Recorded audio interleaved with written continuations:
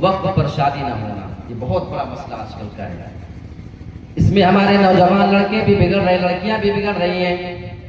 آپ کا علاقہ پھر بھی اس معاملے میں ٹھیک ہے، میں جانتا ہوں اچھی طریقے سے، لیکن بہت سارے علاقوں میں دیکھا جاتا ہے کہ نوجوان لڑکے 25 اور 28 سال کی عمر کو پہنچ چکے ہیں، ابھی تک ان کی شادی کا کوئی انتظام نہیں ہے۔ آج بہت ساری لڑکیاں ایسی ہیں جو جوان ہو چکی ہیں، ان کی عمر شادی کو ہو چکی ہے، لیکن ان کی شادی کا کوئی انتظام نہیں ہو پا رہا ہے۔ آج اگر ہم بہت سارے علماء کی زبان سے بارہا سنا کرتے ہیں کہ نکاح کو آسان بناؤ اور نکاح کے لیے لڑکیوں کے لیے آسانی پیدا کیا کرو، بارات کو ختم کرو، جہیز کی لعنت کو ختم کرو، میرے پیارے ساتھیوں وہیں پہ ضرورت پڑتی ہے آج ہم لڑکوں کے لیے بھی نکاح کو آسان بنائیں۔ آج ہمیں یہ لگتا ہے کہ جب تک ولیمے میں 1 لاکھ روپے کا خرچ نہ کر دیا جائے، جب تک مہر کے طور پہ 2-4 تولے سونے کا انتظام نہ کر دیا جائے، 20-50 ہزار روپے کا انتظام نہ کر دیا جائے، اس وقت تک لڑکے کا نکاح نہیں ہونے والا ہے۔ یہ ماحول آپ کے یہاں کتنے تک آپ کے یہاں میں چلتا ہے؟ بھئی زیادہ سے زیادہ آپ دے سکتے ہو، کم سے کم بھی دے سکتے ہو، لیکن شریعت مجبور نہیں کرتی ہے، یہ بات آپ یاد رکھیے گا۔ ایک عورت اللہ کے نبی جناب محمد رسول اللہ کے پاس آتی ہے، آپ کے پاس آنے کے بعد کہنے لگے اللہ کے نبی میں اپنے آپ کو آپ کے لیے ہبہ کرتی ہوں، آپ مجھ سے شادی کر لیجئے۔ اللہ کے نبی نے اس کو دیکھا، آپ فرماتے ہیں مجھے تم سے نکاح کرنے کی حاجت نہیں ہے، میں تم سے شادی نہیں کر سکتا ہوں۔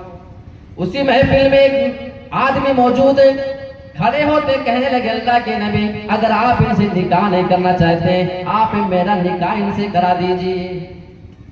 اللہ کے نبی اس عورت سے کہتے ہیں میں تم سے شادی تو نہیں کر سکتا ہوں، یہ آدمی تم سے نکاح کرنا چاہتا ہے، اگر تمہیں یہ آدمی پسند ہو تو بتاؤ تمہارا نکاح میں اس سے کرا دیتا ہوں۔ کہنے لگے اللہ کے نبی آئی تو آپ ہی کے لیے تھی، لیکن اگر آپ نکاح نہیں کرنا چاہتے ہیں تو کوئی بات نہیں، آپ اسی آدمی سے میرا نکاح کرا دیجئے۔ اللہ کے نبی اس آدمی سے سوال کر رہے ہیں اگر نکاح میں عورتوں کے لیے آسانی ہے، ہم اگر لڑکیوں کے لیے نکاح میں آسانی کریں تو آج ہمیں لڑکوں کے بارے میں بھی خبر لینے کی ضرورت ہے۔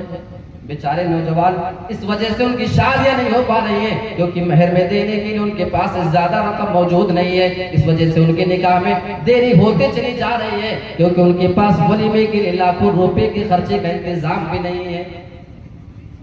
اللہ کے نبی سوال کرتے اے نوجوان یہ بتا اگر میں تیرا نکاح اس سے کرا دیتا ہوں تو تیرے پاس مہر میں دینے کے لیے کیا ہے؟ کہنے لگا اللہ کے نبی ایک لنگی میرے پاس موجود ہے، میں وہی اس عورت کو دے سکتا ہوں، وہ بھی آدھی پھاڑ کر کے دوں گا۔ اللہ کے نبی بیان فرماتے ہیں پھر نہ تمہارے کام کی نہ اس کے کام کی بچے گی۔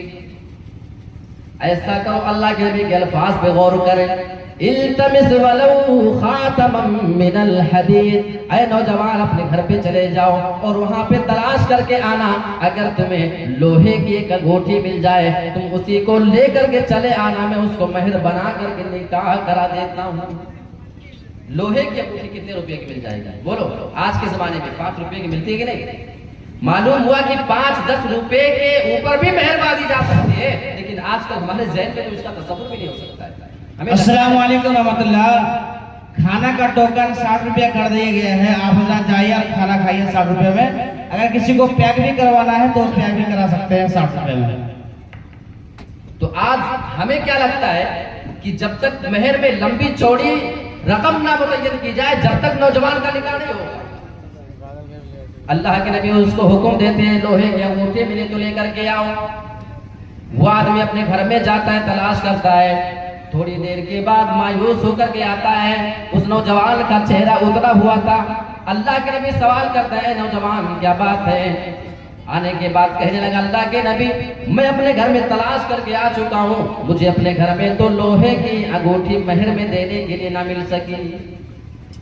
تھوڑی دیر کے بعد وہ نوجوان اس میں پھر سے جانا چاہ رہا تھا، اللہ کے نبی جناب محمد رسول اللہ صلی اللہ علیہ وسلم کی نظر پڑ جاتی ہے، آپ اس نوجوان کو اپنے پاس بلاتے ہیں، اے نوجوان کیا بات ہے تم کہاں چلے جا رہے ہو؟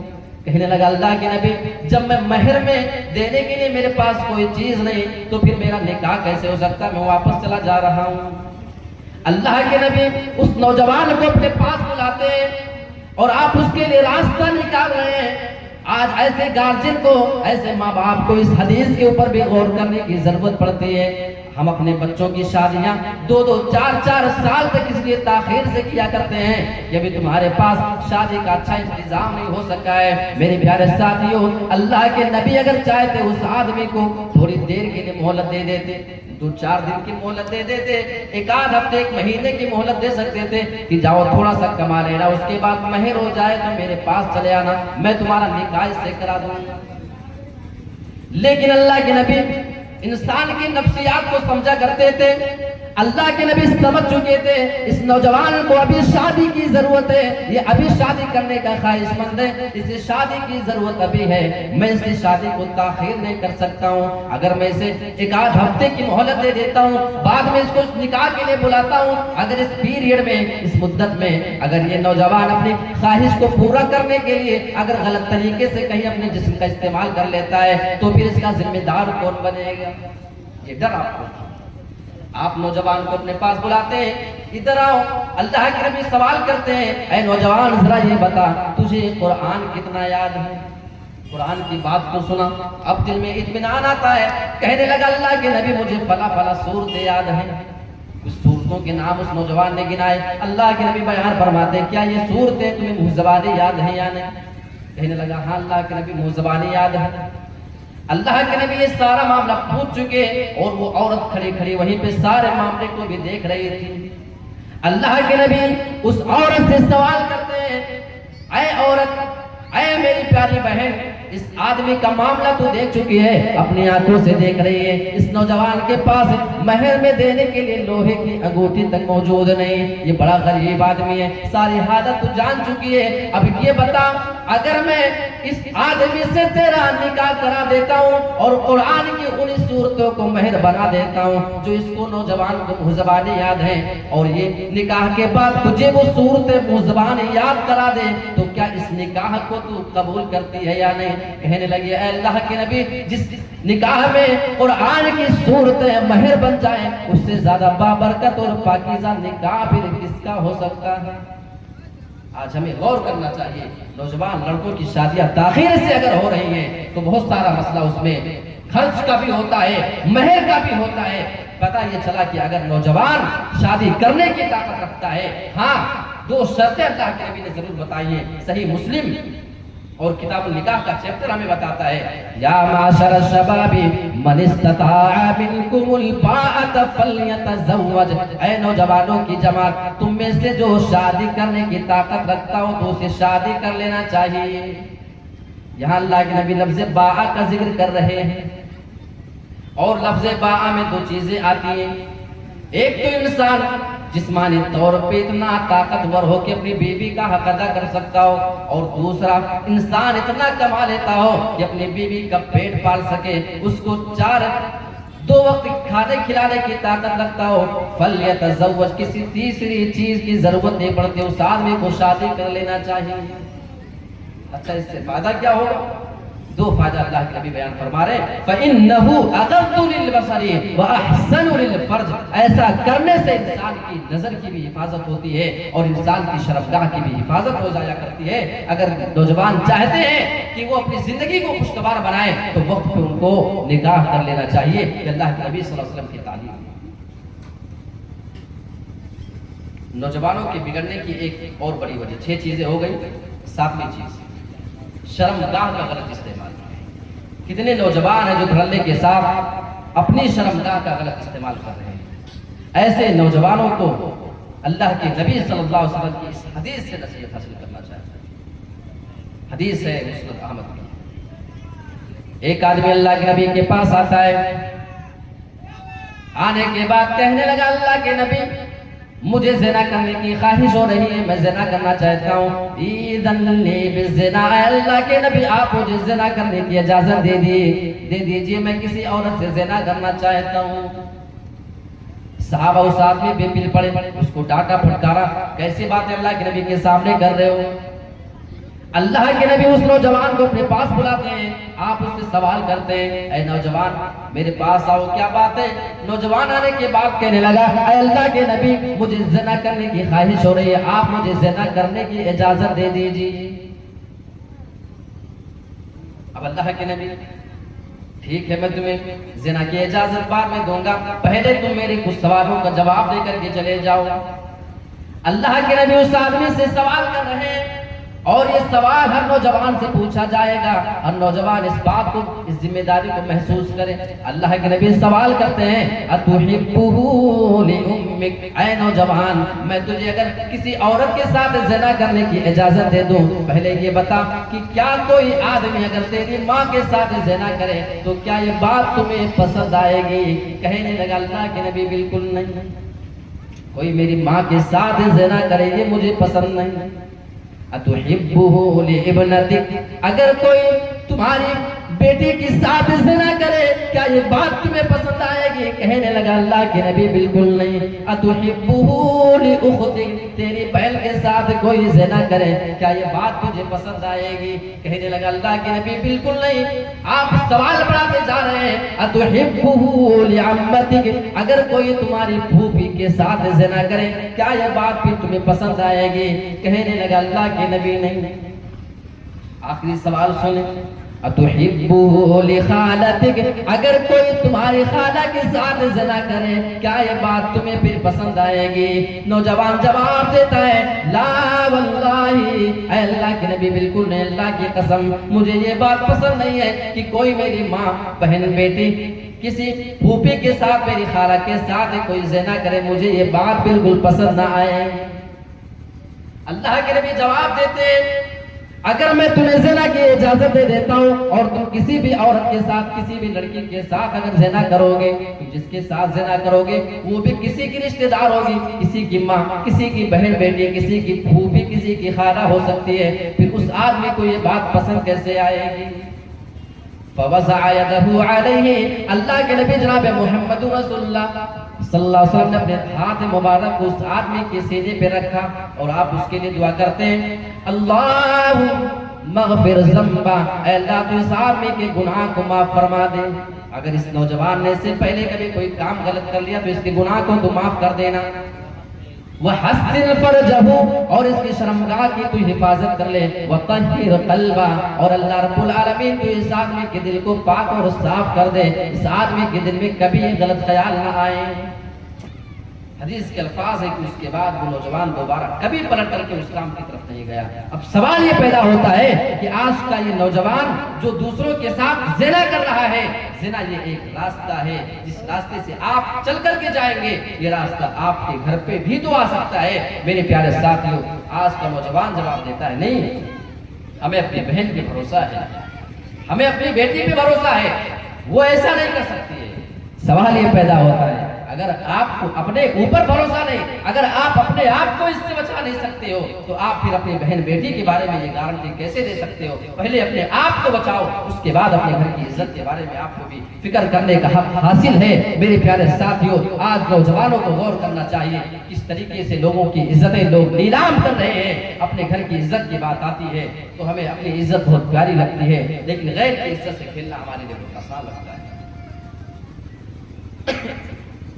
اچھا، بگاڑ کے اسباب کی اگر بات کریں تو ہماری بہنوں کے لیے خاص پیغام، یہ بے حیائی کا جو دور ہے، لڑکے اور لڑکوں کا ایک ساتھ ایک جگہ تعلیم حاصل کرنا، ان کے ساتھ اٹھنا اور بیٹھنا، بے حیائی کے ساتھ نکلنا، ایک ٹیبل پر، ایک بنچ پر بیٹھ کر کے علم حاصل کرنا، یہ بہت بڑا معاملہ ہے۔ آپ کے یہاں کا معاملہ تو میں نہیں جانتا ہوں، ایک مرتبہ مجھے بنگال میں مالدہ میں ایک نکاح میں شرکت کرنے کا موقع ملا، اور نکاح کے بعد یہ ہوا کہ کھانا کھا کے جانا ہے، تو ایسے انتظام تھا، وہ ٹینٹ وغیرہ لگا ہوا تھا، تو ہمیں لگا کہ کھانے کا انتظام کچھ الگ سے ہوگا کہیں پہ مردوں کا۔ تو جب نزدیک گئے تو معلوم ہوا کہ ایک ہی ساتھ عورتیں بھی اندر گھس رہی ہیں اور مرد بھی گھس رہے ہیں۔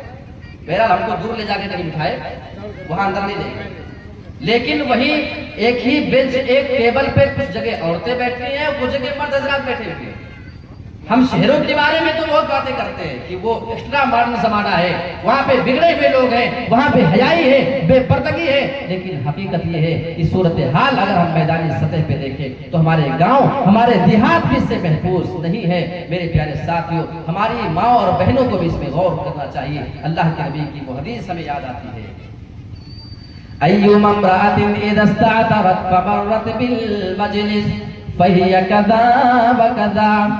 اگر کوئی عورت کسی بھی چیز کا استعمال کر لے اور اس سے اگر اس عورت کو خوشبو حاصل ہو جائے، کوئی عطر نہ لگائے، پرفیوم نہ لگائے، بلکہ اگر کوئی ایسی چیز کا استعمال کر لیتی ہے جس سے اس کو خوشبو حاصل ہو جائے، فمرت بالمجلس، اگر وہ ایسا کرنے کے بعد مردوں کی محفل سے گزر جائے، صرف نکل جائے، مردوں کی محفل سے گزر جائے، ان کو دیکھے نہیں، بات نہ کرے، ان کی مجلسوں میں بیٹھے نہیں، فَهِيَ كَذَا وَكَذَا، تو وہ عورت پھر ایسی ہے، وہ عورت ایسی ہے، یعنی زانیتن، یعنی وہ عورت پھر زانیہ ہے، اللہ کے نبی کی نظر میں وہ عورت پھر بد چلن ہے، بد کردار ہے، وہ عورت پھر زانیہ ہے. میرے پیارے ساتھیوں، آپ ذرا تصور کریں آج ہماری ماں بہن بیٹیوں کا معاملہ دیکھیں کس طریقے سے آج سماج میں بگاڑ پیدا ہو رہا ہے. بہت ساری عورتوں نے مہاراشٹر کے اندر کئی سالوں پہلے کی باتیں، سینکڑوں لڑکیوں نے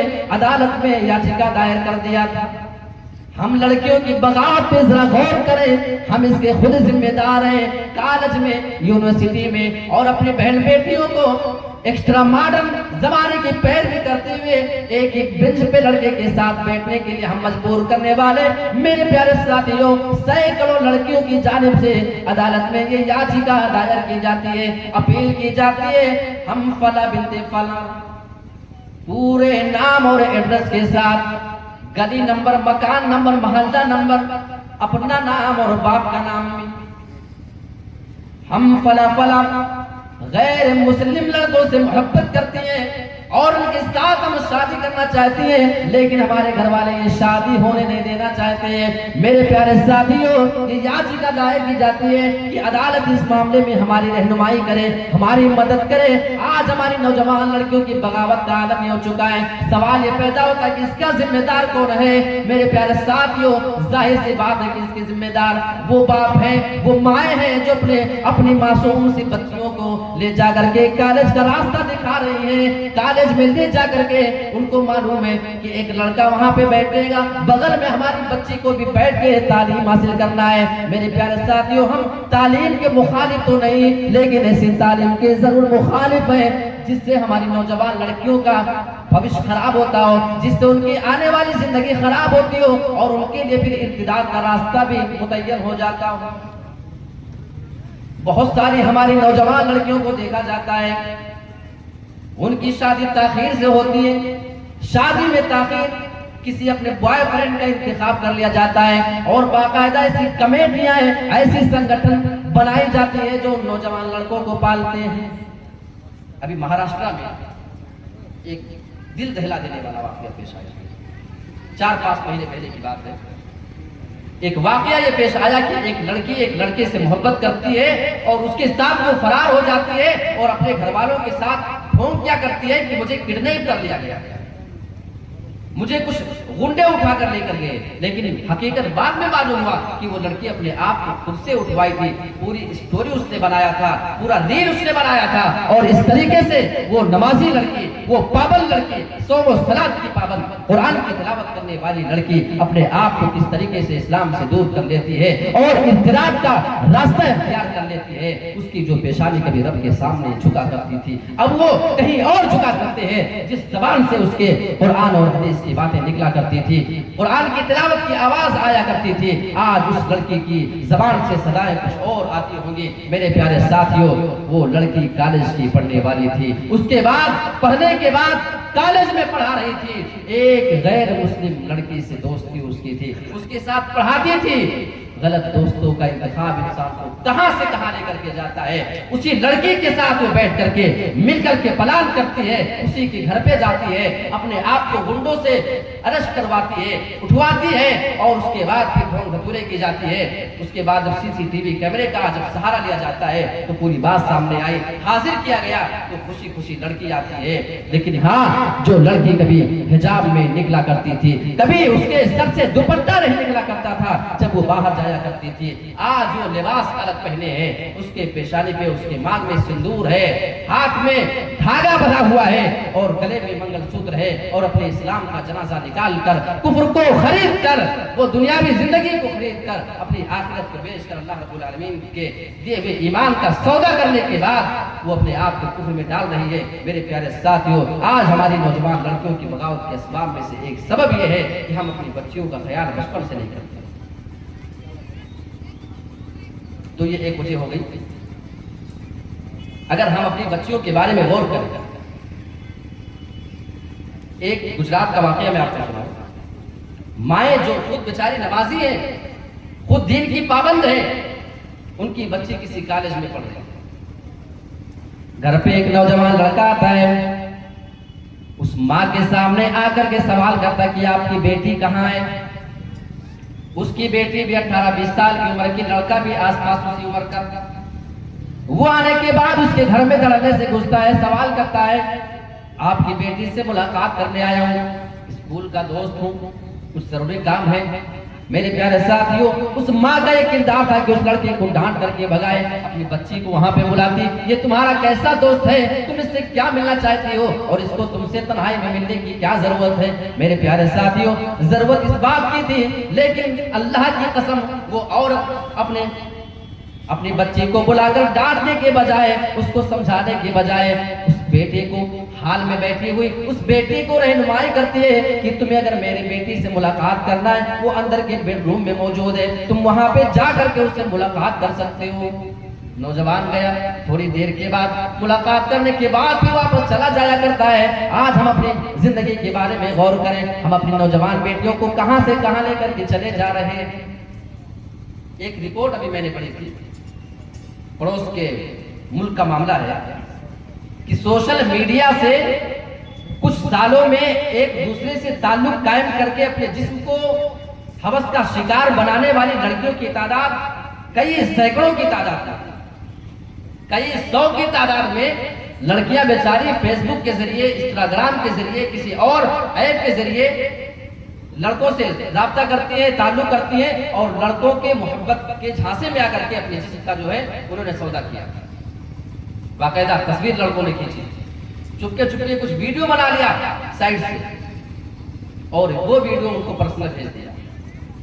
اب اس ویڈیو کو بھیج کر بار بار ان کو بلیک میل کر رہے ہیں کہ اگر آئندہ ہمارے کہنے کے مطابق تم نے عمل نہیں کیا تو ہم جو ہے اس کو سوشل میڈیا پہ وائرل کر دیں گے۔ اور بہت ساری ایسی سائٹس پڑی ہوئی ہیں جس پہ ایسے ویڈیوز بھی موجود ہیں کہ لڑکوں نے لڑکیوں کو ہوس کا نشانہ بنایا اور صرف ان کی تصویر لی، ان کی ننگی تصویریں لی، اپنا چہرہ اس میں ڈھانک دیا اور اس کو سوشل میڈیا پہ ڈال دیا گیا ہے۔ میرے پیارے ساتھیوں، یہ ہماری معصوم بہن اور بیٹیاں آج ان کو بتانے کی ضرورت ہے، آج ہمیں انہیں اسلام کے مطابق ان کی زندگی کو گزارنے کی تعلیم دینے کی ضرورت ہے۔ ایسے بہنویوں کے بہکاوے میں نہ آئے، وہ ان کا ہمیشہ کے لیے فائدہ نہیں سوچ رہے ہیں، وہ اپنی ہوس کا شکار بنانے کے لیے، اپنی خواہش کو پورا کرنے کے لیے، اور اس کے ذریعے بلیک میل کر کے خود بھی استعمال کر رہے ہیں، اپنے بہت سے دوستوں کے ساتھ بھی اس کو زنا کروا رہے ہیں۔ بار بار وہی دھمکی دے کے کہ اگر ہمارے کہنے کے مطابق تم نے نہیں کیا تو اس کو ہم سوشل میڈیا پر ڈال دیں گے۔ میرے پیارے ساتھیوں،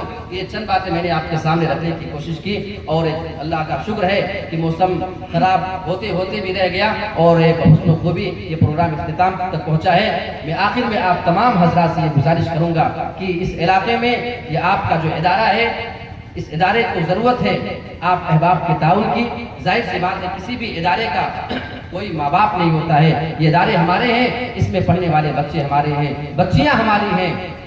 اگر یہاں کے اساتذہ کی تنخواہوں کا معیار اچھا ہوگا، ہم مدرسے کو اگر آگے بڑھائیں گے تو یقین مانیں اساتذہ کو بھی کام کرنے میں دلچسپی آئے گی، آپ کے بچے کو دل سے پڑھائیں گے اور آپ کی بچیوں کا مستقبل سنواریں گے۔ یاد رکھیے گا، کالج میں پڑھانے والا ٹیچر، یہ جتنے بھی استاد ہیں، یہ انسان کو دنیا کی پہچان کراتے ہیں، لیکن مدرسوں میں پڑھانے والے یہ علماء آپ کے بچوں کو، آپ کی بچیوں کو رب کی پہچان کراتے ہیں، رسول کی پہچان کراتے ہیں، آپ کے دین کی پہچان کراتے ہیں۔ آپ شکر ادا کریں جس علاقے میں آپ ہیں، ابھی آپ کے یہاں معاملہ محفوظ ہے۔ ہم یو پی والوں سے پوچھیں حالات کتنے خراب ہیں، مدرسوں کے اوپر کس طریقے سے لوگوں کی نظر گڑی ہوئی ہے، لہٰذا ایک ہو کر کے، یکجٹ ہو کر کے آپ اپنے گاؤں کے مدرسے مدرسے کو اپنا گھر سمجھ کر کے ہر وہ چیز آپ پوری کرنے کی کوشش کریں جس کا مستحق آپ کے گاؤں کا مدرسہ ہے، اور آپ اس کے لیے یوں تیار رہیں کہ اگر اس کے اوپر آنچ آتی ہے تو وہ گویا کہ ہمارے گھر پہ آنچ آتی ہے۔ ہم گھر کی ضرورت میں تھوڑی سی تاخیر تو کر سکتے ہیں، لیکن اسلام کے قلعے، یہ مدرسے، اللہ کی قسم جس دن یہ مدرسے نہ ہوں گے اس دن قرآن و حدیث کی تعلیم دینے والے لوگ آپ کو نہ ملیں گے، اس دن سے آپ کو اسلام کی باتیں بتانے والے لوگ نہ ملیں گے۔ آپ کے سامنے بڑے بڑے علماء جو نظر آتے ہیں پہلے مکتب پڑھے ہیں، ہر عالم پہلے مکتب پڑھ کر کے نکلا ہے۔ امید کریں کہ آپ کے گاؤں سے بہت سے بچے ہیں، بہت سی بچیاں ہیں جو آنے والے دور میں آپ کے گاؤں کو روشن کرنے والے ہیں۔ اس امید کے ساتھ انشاءاللہ میں آپ سے اپیل کرتا ہوں کہ آپ حضرات بڑھ چڑھ کر کے اس کے تعاون میں حصہ لیں۔ اللہ رب العالمین اس کے تمام ذمہ داران کو، آپ کے تمام گاوانوں کو اجر عظیم عطا فرمائے۔ آمین وآخر دعوانا الحمدللہ رب العالمین، والسلام علیکم ورحمۃ اللہ۔